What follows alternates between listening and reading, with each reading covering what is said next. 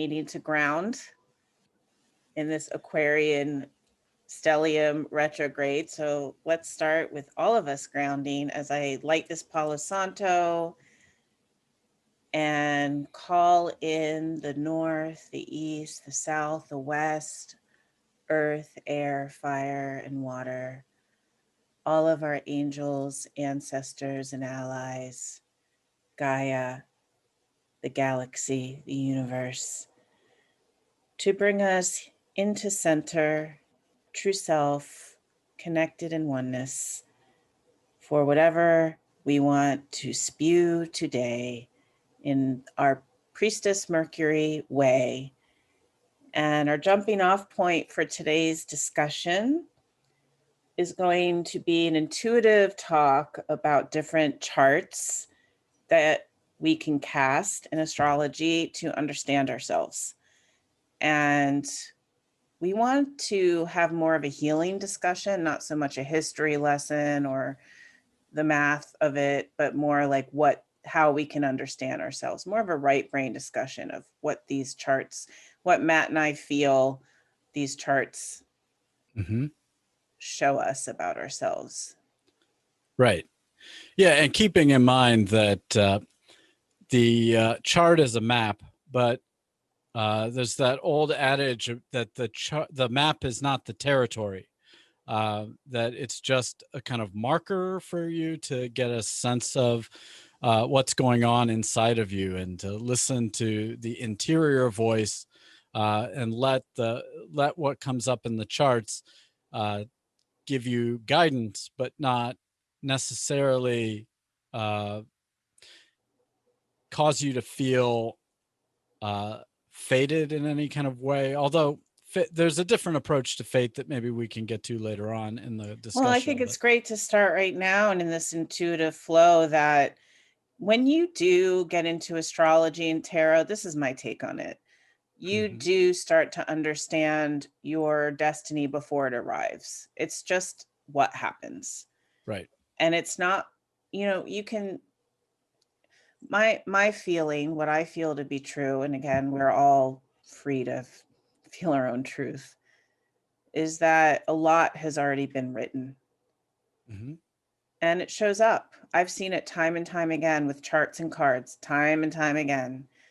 I have seen the cards and the charts predict way too often. And the way that I take that in is that if you want to know, don't ask unless you want to know, first of all. Right. Because it can be stressful.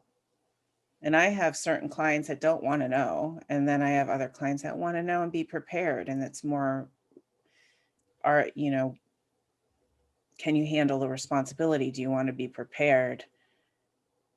Right. And that also you're only going to be shown through the chart or the cards or any means of divining or understanding outside of time. You're only going to be shown what you're meant to see, not more. Right. Yeah, because your inner self is there. And that's that part of you that's connected to the rest of consciousness or the universe. And, one of the things that astrology in particular tells us about ourselves is that we have more agency and power than we often allow ourselves to think we have. That your birth is not an accident. That there are things that your inner self is intending and bringing forth that your ego might not fully understand. Yeah, that's exactly that the difference, that who we are is all these different aspects, and the ego aspect is so different than the inner self or the true self or the soul that is incarnating with purpose, with essence, with fate, with destiny.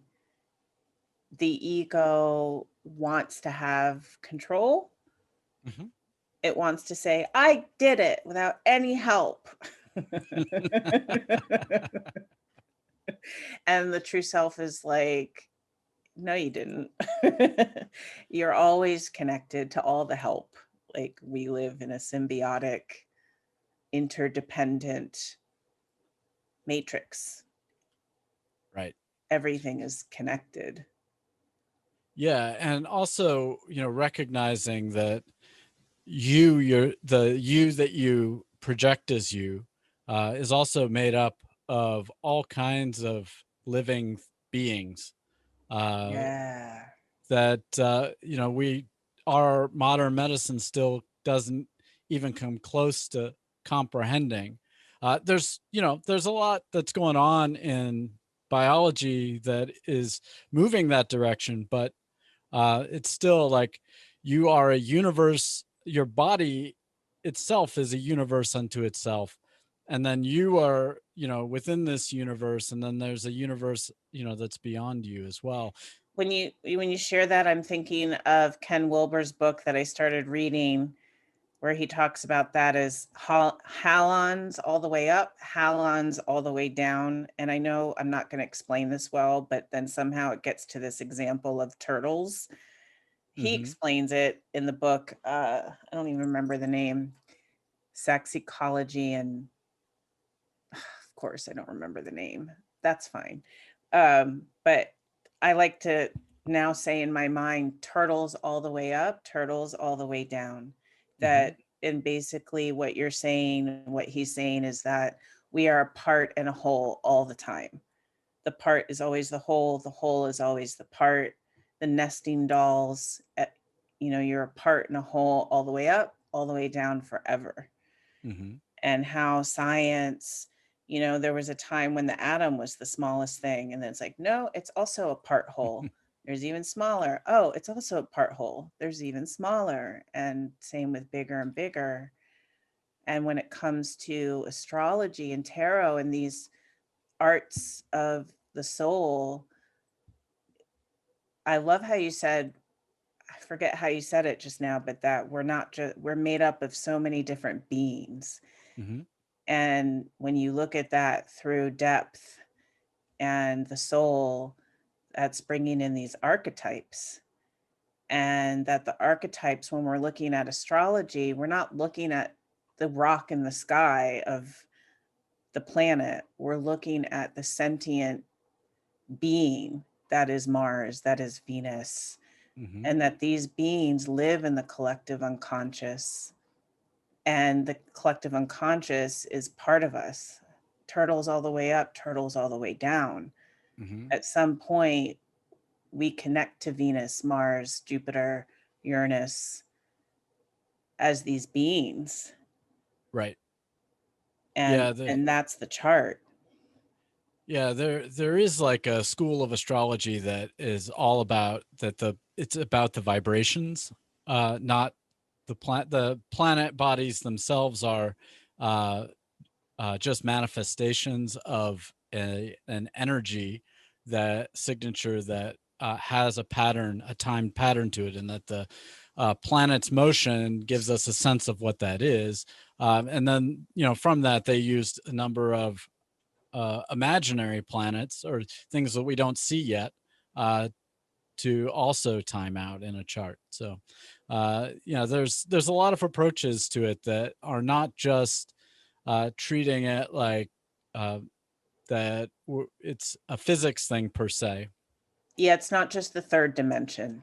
Right. We're operating on so many dimensions at once. And when you're looking at the chart or these different charts, you're looking into the many dimensions. You're looking at turtles that are way down in there and way up there, and how they're affecting you. And that's so the some of the charts we were wanting to bring up. One, because I had a request to talk about progress Hmm. charts, and then the solar chart, solar return, Hmm. and the natal. And then we also thought if we have time, we'd throw in the what's it called in Hellenistic, the chart ruler. Oh, You mean, are you talking about the perfections? The perfections, yeah. Mm-hmm. So so we can start with looking at the natal Mm-hmm. chart, which is like your signature for life, Mm-hmm. for your lifetime. Yeah, and all the other charts kind of play off of your natal chart. They're Yeah. kind of a way of augmenting it, treating it like a clock in different ways, based on different approaches to time. Treating it like a clock. Yeah. So the natal is like your center Mm-hmm. that's always at play. And then you're going to say something. Yeah, and treating and when we talk about the natal chart or your birth chart, which is that signature for the moment you're born, we want to treat it like Richard Tarnas called it a multivalent approach, so that the things in there can mean a host of things. Jupiter can mean one thing in one person's chart, but it can mean something else entirely in somebody else's, um, within a kind of a range of meanings. So we want to, the natal is something we always want to come back to and try and pinpoint down a little bit more, try to figure out, Always. yeah, what's going Yeah. on. That's the thing about the charts is you can look at it and always feel into it in a new way. It's alive. It's a Mm-hmm. living signature and it changes shape as you change shape Mm-hmm. and it speaks to you as you speak to it. It's not it there's the symbol of the chart, the symbology when you're actually looking at the wheel written down, Mm-hmm. but that's not the chart. That's just the symbol of Right. the chart. The chart is lived. It's living. It's living inside of you, again, all the way up, all the way down at all times. So it's really connecting to the interdependent turtles all the way up and all the way down the moment you look into the chart. And same with the cards. You're calling upon all the different connections all the way up, all the way down. And wherever you are locating yourself in that moment is the wisdom for the now, Mm-hmm. which is so cool. I mean, it just never gets old. I mean, it's always new. The moment is always new, Yeah, truly. because the universe is alive. It's a living consciousness, and we're all a part of it. And so as long as we're here, we're still a part of that consciousness. We're Uh, part of that consciousness. I'm just feeling that right now.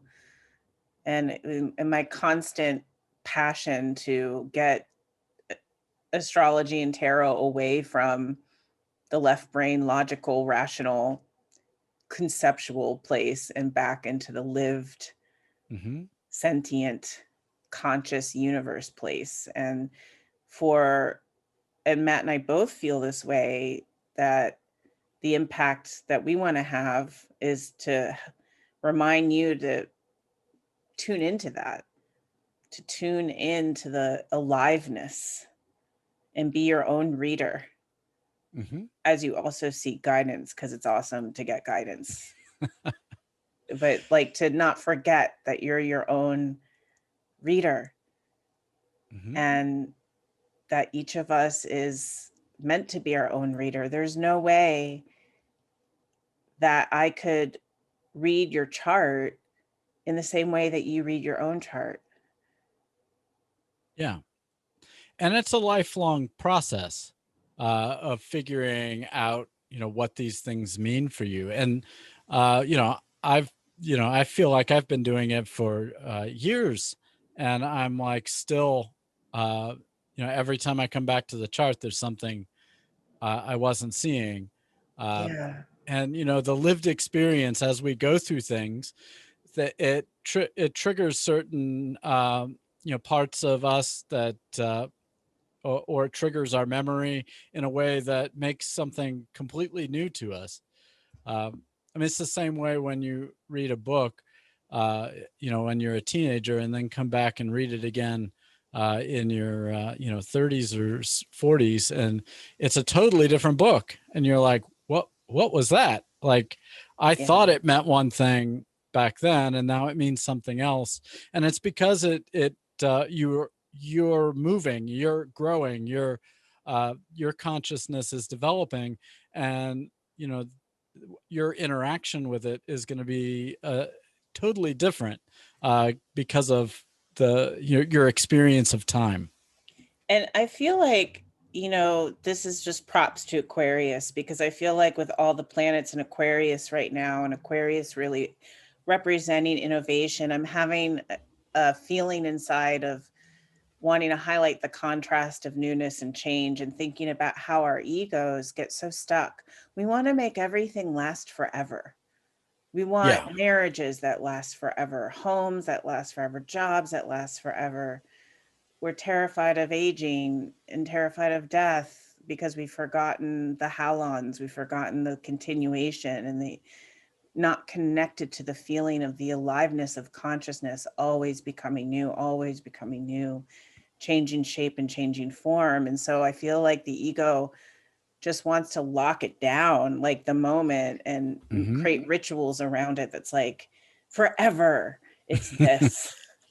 And which is cool too. I don't want to, bash cool, awesome things like marriage, where you get to spend one lifetime with another person and make memories, or to have 30 years experience as a lawyer or whatever. Like, there's beauty in that as well. It's not Yeah. one or the other. I'm just feeling the contrast of Well, how and we can hold on yeah, too much and yeah, not and allow for change. most of those people that are married for 30, 40 years will tell you that it's a different, like, their partner is a different person and they're a different person at the end. Right. Like, it's a Yeah. different relationship from when you started, when you're getting close to the end of your lives. And So so it's, different. So yeah. different. It's true that when you do create a long lasting ritual for whatever, there's constant change within it. Hmm. And so I think now that you share that, I'm like, yeah, true. And just thinking, like, I think what I want to say is, learning in the spirit of Aquarius and talking about these charts is learning how to be flexible enough. Hmm. You know, when a marriage needs to end, when it's changing and going forward, when a career needs to end, Hmm. and again, these are, I just want to say, disclaim that this is when you have the privilege, Right. because of the fucked up world. Many people don't have the choice to Right. change Well, in order that's to the survive. part of our the Western culture in particular that tries to standardize the hell out of everything in order to be able to predict what's going to happen. And unfortunately, that causes a lot of the oppression of people, Right. because people are the one thing that, well, one of the things, I mean, nature also is one of those things that we think we have it locked down. And then a virus leaps from a bat to people, and then we Mhm. have to deal with the terror of the fact that we don't control what's going on. There are always going to be things outside of that control, and the more we've created these rigid structures, the harder that lesson is. Um, Yeah, and it's and like the rigid structures are, just again, I don't want to get stuck in. I want us to talk about the charts, but right. the rigid structure of, humans being turned into a commodity just really sucks. And Yeah. it completely shuts down the true self. It Hmm. completely marginalizes and oppresses and gives nobody room to be a living, breathing consciousness that's constantly evolving. It just shuts the whole thing down. And it Hmm. sucks and it's horrifying. And we are stuck in this nightmare and trying to figure out how to transform it and heal it. And that's priority. Right. And Yeah. so as we talk about the living, breathing consciousness, I want to be sensitive to that, and that this conversation be an inspiration Hmm. versus, if you can't make these, I don't know. Right. Well, You and know what I'm that's saying? yeah, and that's where you know, when things like fate come up, when we're dealing with divination, when we're dealing with astrology, uh, it can uh, be felt like uh, someone else telling you to know your place, stay in your lane, Yeah. and that's not what we're talking about here at all. Yeah, we're Uh, not talking about the stay in your lane, know your place, fate. We're right. It's talking about about standing outside of time. yeah. It's about stepping into who you are. Stepping Uh, into who you are, mhm, standing outside of time. When you get outside the third dimension, you can see the future and the past as a prism or a fractal pattern, not a linear line, mhm, and you can step into who you are.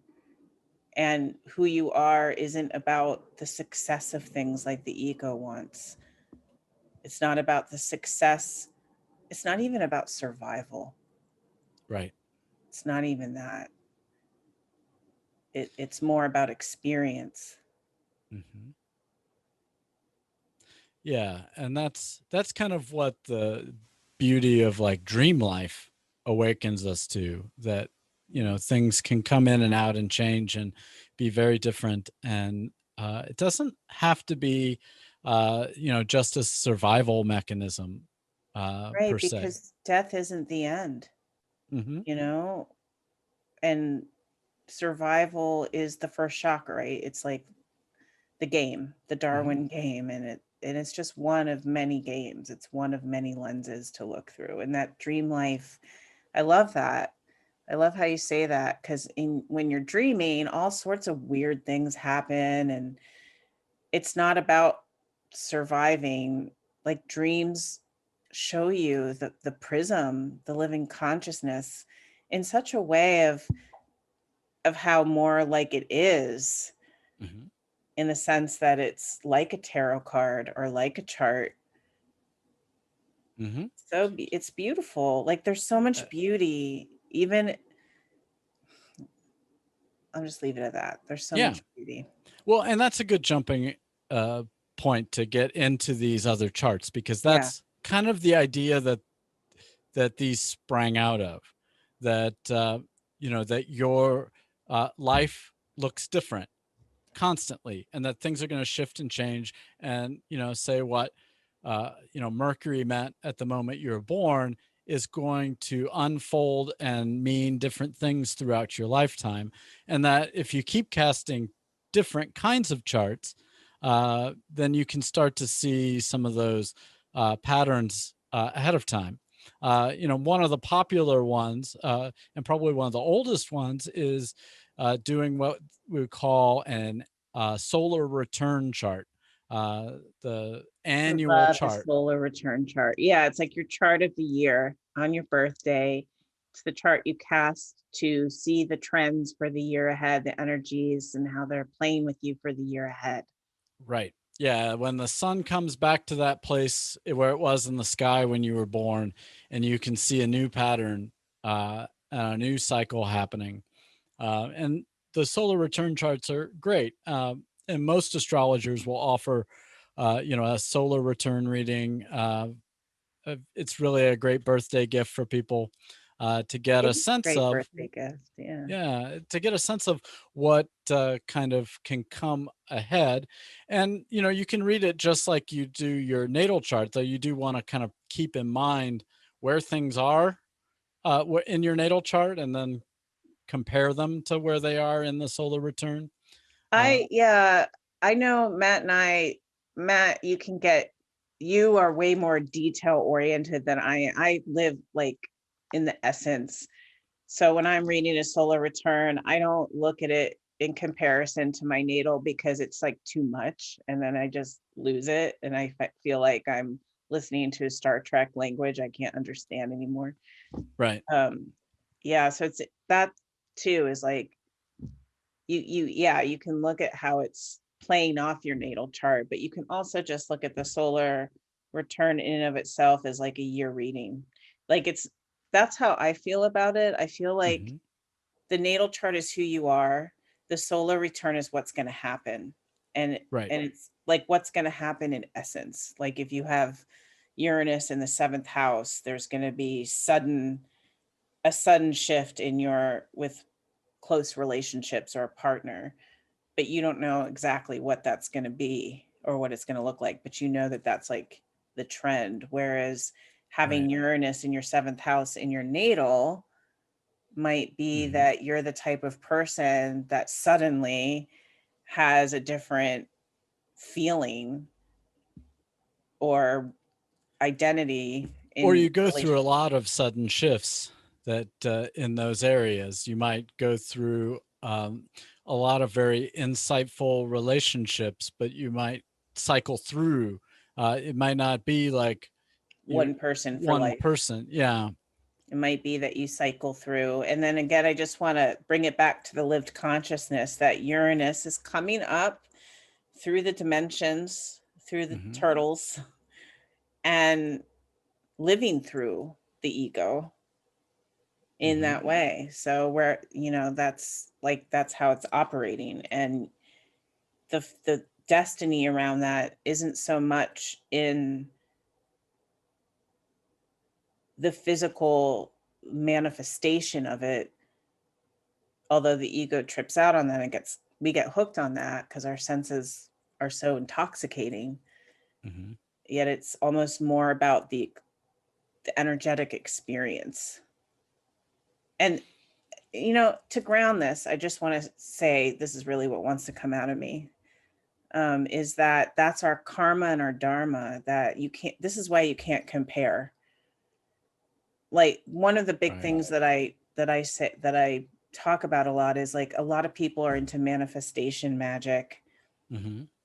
and manifesting, creating your reality. But if you have, like, I'm just going to use myself as an example. I have a 12th house north node Hmm. that's in Capricorn. So I am not meant to manipulate the physical world. I am meant to surrender my Hmm. strong physical, my desires for the worldly things, and let spirit bring it to me when I open my heart to the collective unconscious or in the inner planes. I am not meant to do manifestation magic. It's not my karma, it's not my dharma. Right. And whenever I did it for years, every full and new moon, and never worked. But if I did ritual around my inner self, like being more Hmm. loving or more tolerant or whatever, it totally worked. Hmm. So that's like an example of like the chart will show you your karma and your dharma. Not everyone is meant to have the same experiences. Right. And that's where you can really see, is it your dharma is your purpose, your north node, and your karma would be like looking at Chiron and Pluto and Saturn and seeing what emotional baggage, that when you don't let go of an emotion, Hmm. it stays with you through the lifetimes. So your karma is the emotional baggage you've come into this lifetime with that you didn't let go of in the last lives. And Yeah. that shows up in Saturn. That's what Saturn's showing you, and Chiron is showing you that. Pluto is showing you that, showing you what you need to let go of. That's karma. Hmm. And those two really interplay there too, to tell you, to help you understand your true self better. We're not just these cookie cutters that are like, Right. create your reality, love yourself, period. It's way Yeah. more I nuanced than that. I hear a lot of that. I mean, a lot of the manifestation stuff. I hear a lot of it, and I'm like, it's not that easy. Mhm. Uh, I mean, it can be, but you have to do a lot That's of the work to thing. get into yourself. Like, you're not going to do that if you're not in your own power already.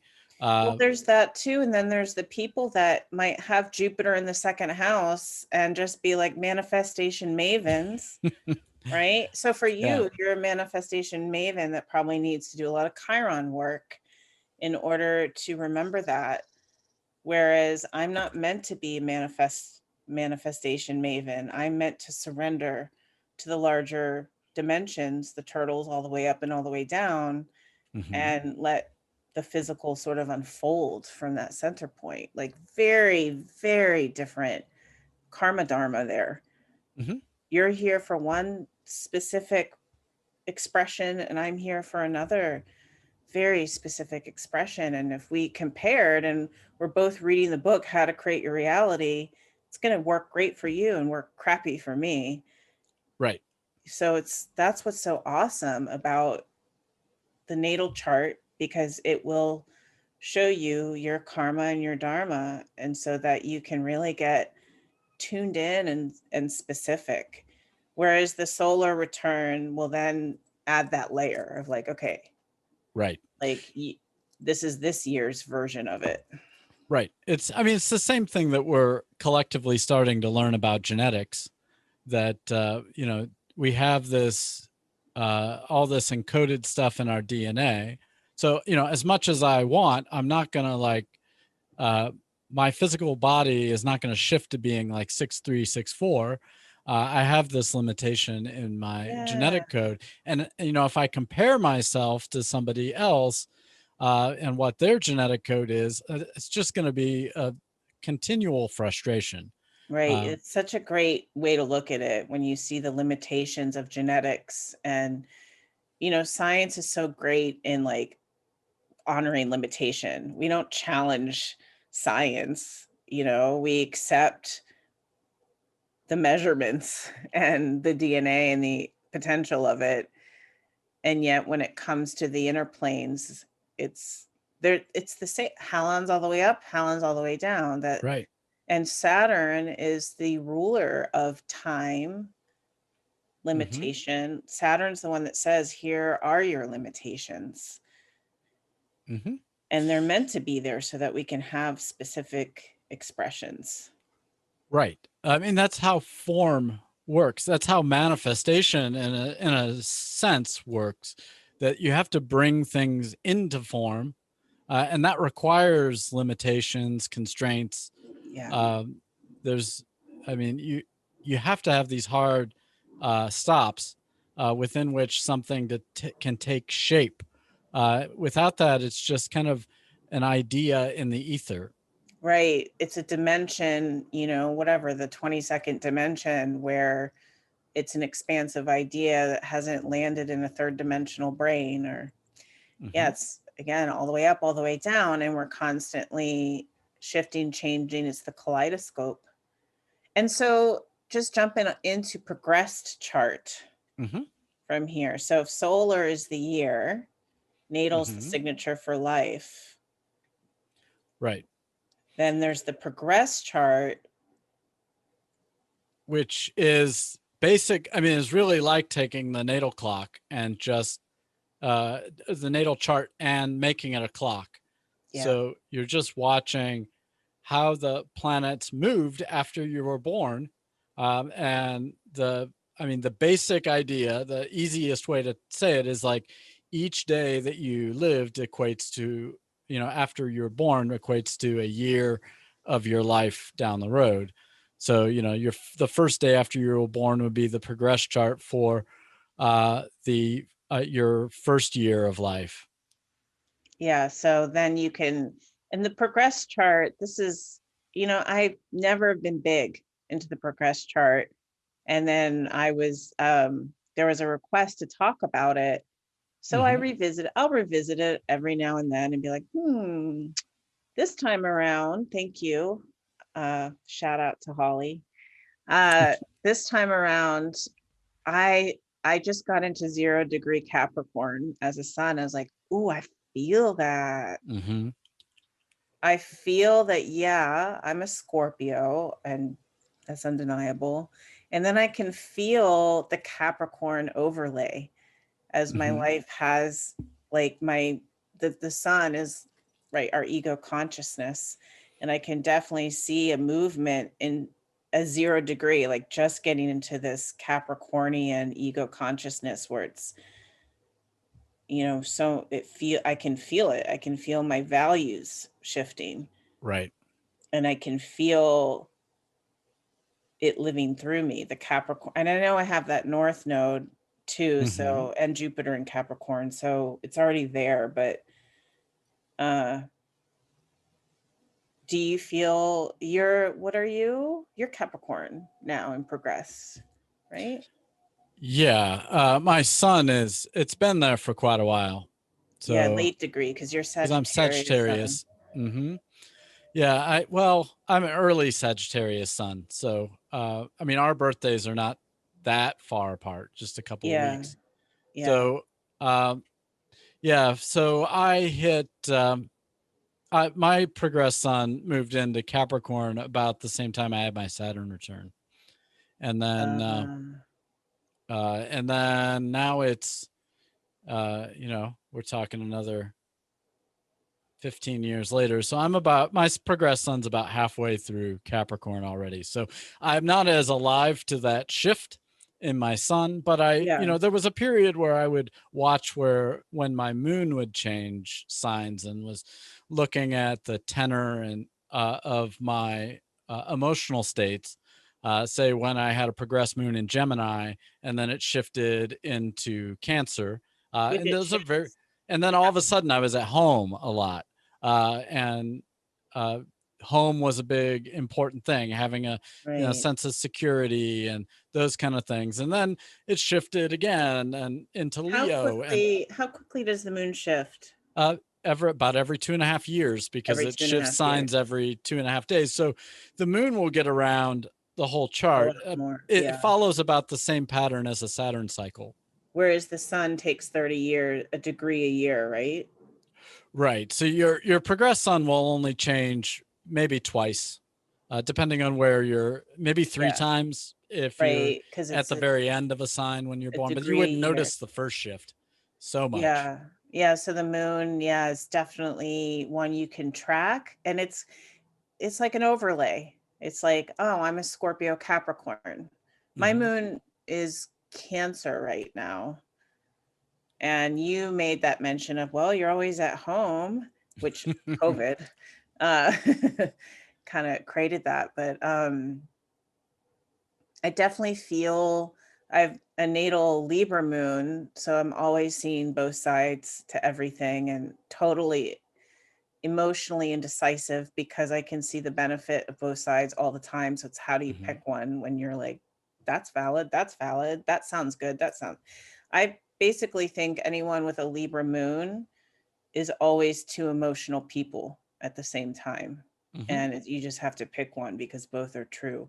But I can definitely feel the Cancer overlay in Hmm. the sense of I feel way more emotionally reserved than I used to. Right.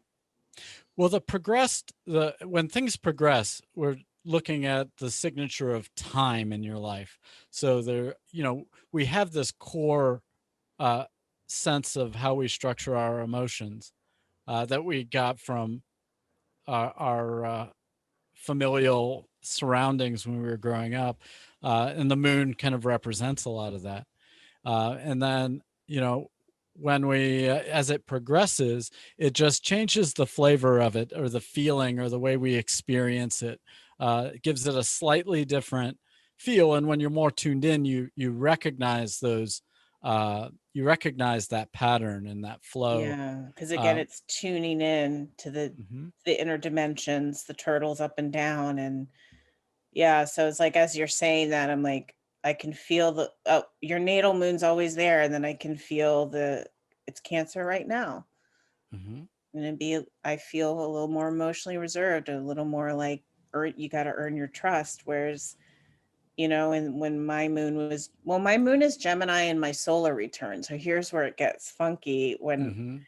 you can kind of go bananas uh, because it's like, how many selves can you analyze and feel into and reflect upon at once? But, Yeah, you know, that's one of those things that I really valued when I was reading a lot of P.D. Ushpensky and Gurdjieff, and there's that emphasis on that there are multitudes of eyes within the self, and they're always vying for the the, ego, the the driver's seat, the driver's seat, the and ego's the driver's seat. Yeah, so a lot of times we feel a lot like different people, and so, Gurdjieff was all about, like, disciplining the self to get down to I cut love that. through. I love Uh that. I love that because right there, it's, yeah, that's such a great way to ground that, Matt. Because it's like your ego's the driver's seat. It's got the control center, mhm, and it's always, and this is how it works with turtles all the way up and down, is that you never know who's going to possess the driver's seat. Now, when you're on the path of self awareness, you learn to detect who's got the driver's seat. If you're not on mhm, that path, it's constant, and it's a constant barrage of archetypes. And whether you're looking through the lens of astrology and it's like Venus or the moon, or you're looking through tarot and it's like the Empress, when you suddenly have like a super strong desire to mhm, create out of nowhere, it's the Empress has gotten control. When you suddenly feel all butt wounded by something that's totally just a molehill, maybe your inner child just got into that mhm, driver's seat. And then so looking at that through the lens of these different charts, it's like, mhm. oh, the progressed moon got control of the driver's seat. The solar moon got control of the driver's seat. The natal moon's in control of the driver's seat. And that that this brings up another aspect of the where we do have control, that we Mhm. have total, and this is control not in the shitty way of like control it, but more like in the magician way of, Mhm. learning how to control earth, air, fire, and water. And that we can manipulate. And again, I say that in the positive way of like manipulating clay, manipulating consciousness, and Yeah. who's We've going to be in the driver's seat. in some way, like, we form when we consciously engage with it, we form coalitions between those different eyes, uh, Yeah. so that there's more of a sense that this is, I understand more of where we're going and what we're doing, and I, there is, it is not so haphazard. Um, And and again, this is what I feel to be true. So I don't want to say this is the truth, just what I feel. mhm, What How it comes through me is that the physical events are already written, mhm, and how we choose to show up to these events is where we have the control or the difference or the flexibility. mhm, And so making these coalitions, when the ego makes these coalitions, which is really more like the witness making a coalition, mhm, the ego, when you start to practice mindfulness, becomes the witness. It becomes the overseer, the witness, the one watching it happen. mhm. It Which is really like kind of like the soul coming into the ego, the true self. And Right. then that's the alchemy, when the true self rises out of the shadow and can occupy the driver's seat. You can learn. And just to be grounded for a second, because I feel like I'm totally ungrounded right now suddenly, Right. is that one thing that I'm always talking about with clients is the negative narrative. Mhm, We all have our negative narrative. We all have that part that feels not good enough, mhm, insecure, the attachment wound, the karmic wound, etc. And that will occupy the driver's seat anytime something scary or bad, quote unquote, happens, or if someone rejects you, or you lose your job, or the person you love doesn't love you back, or whatever. And that negative narrative self, the wounded self, the pain body will occupy the driver's seat. And then that's where you can say no. mhm, When your true self has enough control, and you learn this, you can say, the feeling of being not good enough is very strong, but I'm mhm, going to turn down that volume. I'm going to take that wound pain body out of the mhm. driver's seat. Yeah, and that's part of where astrology can be really helpful because it's like you can recognize, oh wait, I'm having a flash of anger. That's my Aries moon, uh, and Right. then you can bring that archetype that's within you kind of into a responsibility relationship or a commitment with, Coalition, yeah, like you that said. coalition, so that it's like, okay, they don't all just run away with everything, that they kind of keep everything, it keeps everything in check a little bit. Yeah, so, if the negative narrative is coming in, you filter that through astrology. Hmm. Like, if you have an Aries moon, then the negative narrative will be like really, probably really quite bold with like, I suck. I just suck. I'm Hmm. terrible, you know? Yeah. And then you can say, you know what, Aries moon, I know you're hurt. I know you're feeling hurt. Hmm. And, but you don't suck. And I'm totally making this up at the moment. I don't even know if this is going to land, but let's call upon my progressed Gemini moon to come in. Hmm. And instead of focusing on how we suck, let's just like read a book on attachment healing right now. or or make a chart of the different the pros and cons of what's going on. Is it really that way, or is it maybe this way, or Right. like, Yeah. Like kind of look at it, analyze it from the Gemini moon place. yeah, what am I feeling? What's my sensory experience right now? Check in So with that. it's interesting that as we're talking about this, I haven't done this myself. I have not used the astrological archetypes to shift around who's in my driver's seat. But now that we're talking about it, I'm like, oh, okay. So when my natal Libra moon's like, well, I could do this, I could do that forever. I can call Right. upon my progressed Cancer moon to say, what feels most cozy and nourishing, Right. and to help me make a decision. And then I can call upon my Gemini solar moon to be like, well, this year emotionally, it's about learning a lot.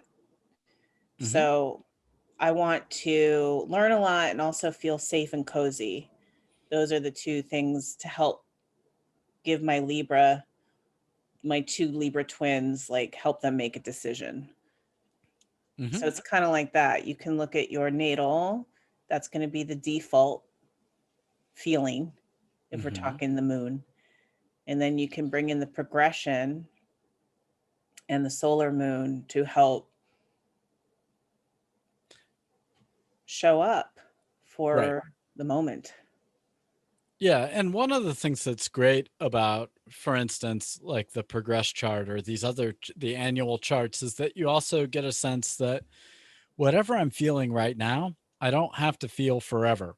That in time things will change, and I know we know this, like consciously we're aware of it, but we don't always um, in the moment we don't always experience it that way, and that's one of the things with astrology giving us a kind of clock to look at. It helps us to get a sense of how much longer do I have to deal with this. Oh, uh, yeah, right. That's it's like putting a so, date on a calendar, and you can be like, it's going to change, it's going to yeah. change. And when you know what that limit is, it can be freeing in a way. It can Yeah. It, build that expectation in you that things are going to shift and change, and then of course you're attracting that difference in time. And that's kind of how I think law of attraction should really work anyway, is like we do these disciplined things to help us to uh, tune the mind to the right place. yeah, tuning the mind to the right place when you're in the law of attraction is understanding your destiny and tuning into that versus just trying to get the things. The ego wants the same things. Every ego wants attention, love, money, because money Hmm. means comfort and ease. It's the basics. The ego, the primitive, the animal brain wants to be secure, safe, comfortable, loved, and valued over and Hmm. over and over. And then the soul is like, yeah, but like 90% other things. Like, Right. I'm here in this lifetime, I'm here to be, and I'm here to be a bad person. I'm here to hurt others and learn what that does to me. I'm here to Hmm. heal. Here, I'm in this lifetime to heal and be empowered. All the way light to dark, turtles all the way up and down. The soul will manifest to be a negative energy as much as a positive energy. There is no judgment in Hmm. the largest scope of the universe. It's only the ego. And I don't mean to downplay by saying it's only the ego, it's the human story, and it's really rich, is to create liberty and justice and love. Hmm. We humans are the sentimental life forms. We're poetic. The way that we filter the experience through the human to desire liberty and justice, is a beautiful, beautiful, amazing thing. Hmm. My only point is that it's not the only thing, and that nature, universe includes all of it, Right. and the soul will manifest for all different reasons. Sometimes a conscious choice, and sometimes it's a karmic choice.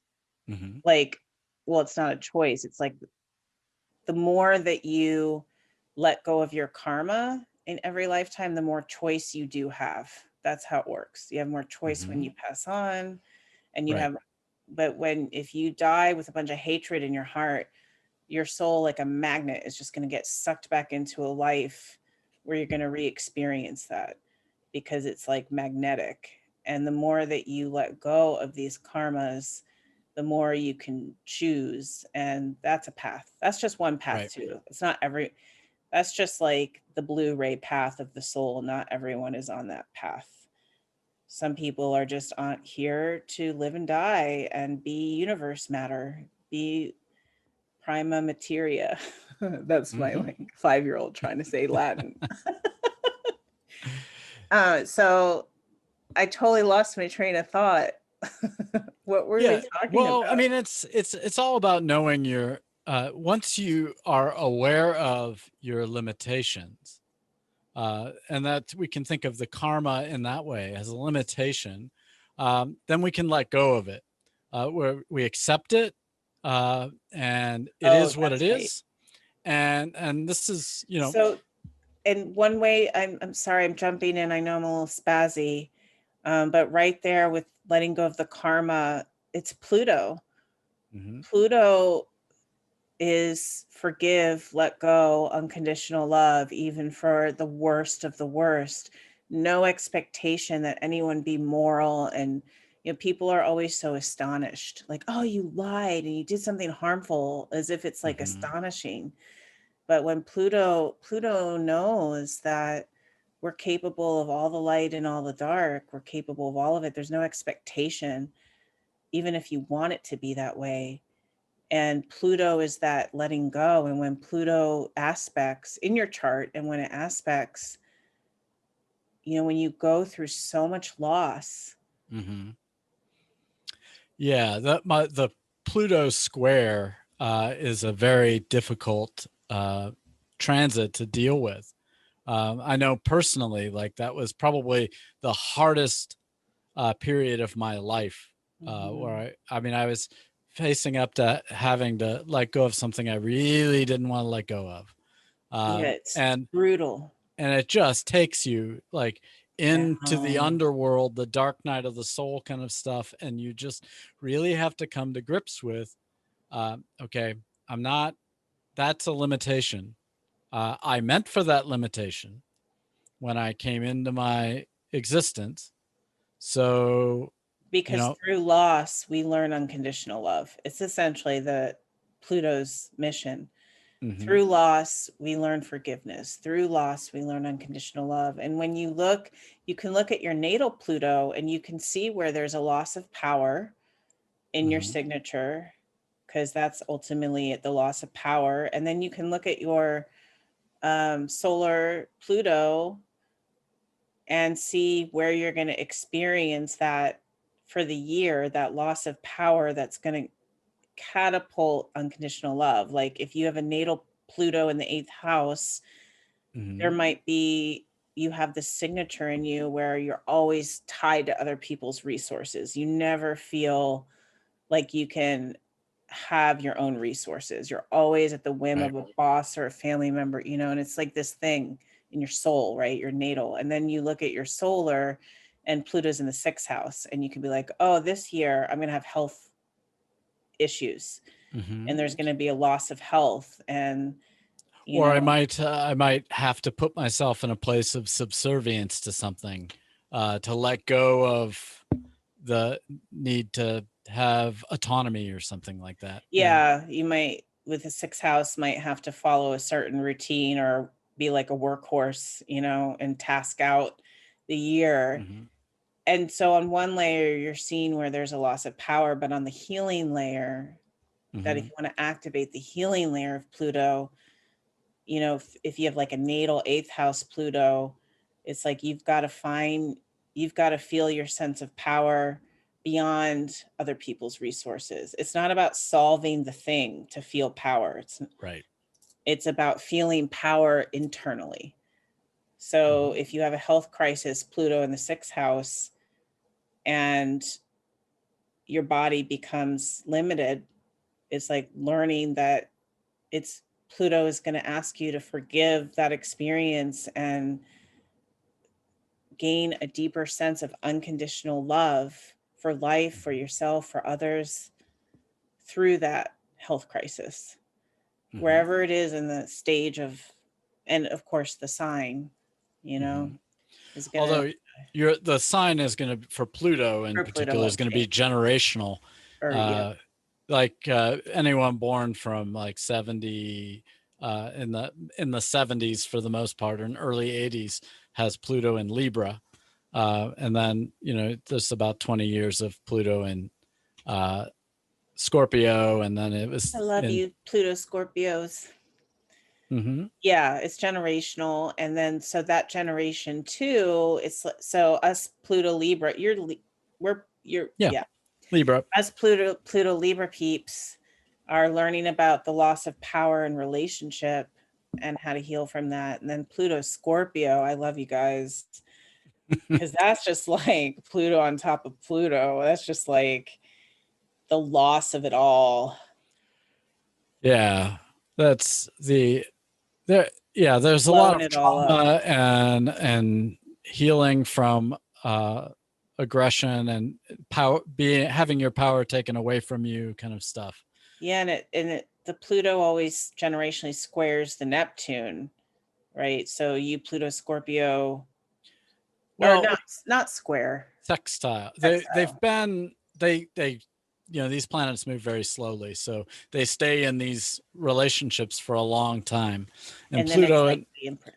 Yeah. yeah, Pluto and Neptune keep moving in and out of a sextile. They have for uh over 50 years. So Yeah, and so like the Pluto Scorpio generation sextiles the Neptune and Capricorn, which is basically like toxic patriarchy be gone.